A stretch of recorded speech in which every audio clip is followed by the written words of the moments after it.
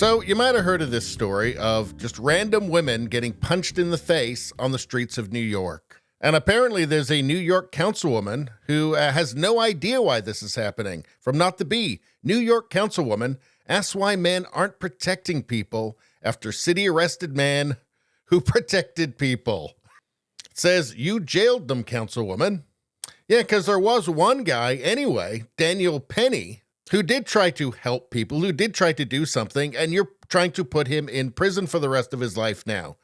Daniel Penny just had his appeal denied by a New York judge who will go to trial for the death of Jordan Neely in the fall. He restrained somebody who was threatening to kill people on the subway train that he was on. Unfortunately, the crazed man died in the process. It appears that it was accidental, but they're still trying to put him in prison for the rest of his life. Anyway, for trying to protect people. And now you have this council member, Amanda Farias, asking, where are the men calling this out? Again, you'd have to be crazy to try and help somebody in New York City, because if anything happens to the criminal, they're going to try and put you in prison. She will.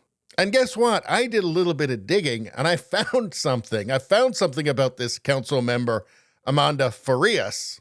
And actually, I don't think you'll find it very surprising. And here's an article from June 2nd, 2020. 33 candidates vow to cut the NYPD budget by $1 billion. And I think you can see where I'm going with this. One of those candidates was the very same Amanda Farias, and I don't know. Candidate for City Council District 18, the Bronx. Quote, it's been almost 6 years since the murders of Mike Brown and Eric Garner. Although those weren't actually murders, but anyway, and little has changed in how poor communities of color are being policed. Instead of continuing to spend billions of dollars on ineffective programs that merely provide cover for the expanded use of policing, we must move instead to significantly divest from police precincts. Now more than ever, we must reinvest resources into community-based initiatives that can produce real safety. How's that going, by the way? And security. Again, how's that going, by the way? Without the violence and racism inherent in the criminal justice system.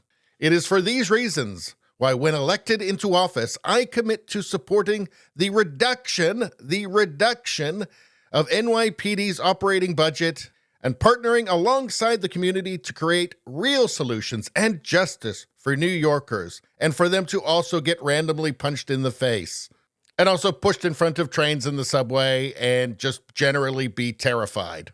And then if people don't like that, I guess we'll call in the National Guard. She should have added that on.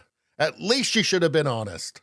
So, where are the men calling this out? Ask the person who helped make New York City terrible. Let's see, Not the Bee says, this is a huge problem in New York City, one that many of us warned about when big cities were emptying their jails in 2020 for the cause of social justice.